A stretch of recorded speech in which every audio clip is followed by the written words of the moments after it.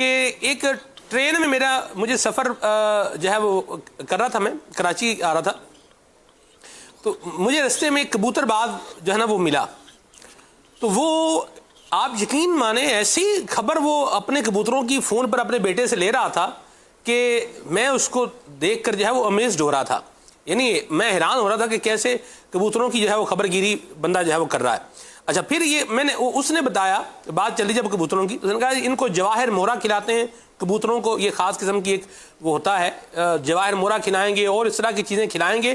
یعنی وہ کبوتر اب اڑ رہا ہے تو پھر اڑتا ہی رہے، یعنی وہ اتنا اڑتا ہے کہ گم ہو جاتا ہے اوپر فضا میں، اور پھر اڑتا ہے، مطلب 8-9 گھنٹے کبوتر جو ہے یہ اڑان کرتا رہتا ہے.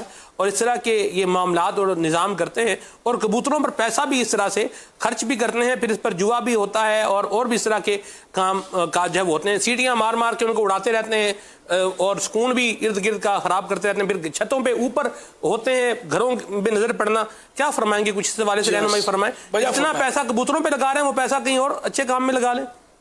اترنے نہیں دیتے، ان کو اترنے نہیں دیتے، اور پھر بعض اوقات یہ جب اترتے ہیں تو بے ہوش ہو کے گر جاتے ہیں. جی تو یہ ظلم ہے. پھر یہ کہ وہ دوسروں کے گھروں میں نظر پڑنی ہے، وہ قریب قریب گھر ہوتے ہیں، چھتیں ہوتی ہیں، تو بے پردگی کسی کے گھر میں جھانک تانک یہ بھی ہوتی ہوگی.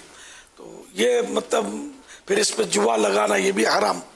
تو اس طرح تکلیف نہیں دینی چاہیے جانوروں کو. پیسہ لگانا بغیر پیسے کے تو کبوتر نہیں ملے گا. یہ اعلیٰ نسل کے کبوتر ہوتے ہیں، یہ جنگلی کبوتر نہیں ہوتے. پھر جواہر موہرا، اب یہ کھلانا ان کے لیے مفید ہے، مضر ہے. اب اس کا تو یہ جانوروں کے جو طبیب ہوتے ہیں وہی بتا سکتے ہیں. وہ کیا بولتے ہیں ان کو، ویٹرنری ڈاکٹرز. اب جواہر موہرا تو ان کی فیلڈ کا بھی ہے یا نہیں ہے، یا حکیموں کے فیلڈ کا ہے شاید. بہرحال یہ انسان کو ملے نہ ملے جواہر موہرا، یہ ایسے خوش نصیب کبوتر بھی ہے نا. صلو علی الحبیب صلی اللہ تعالی علی محمد.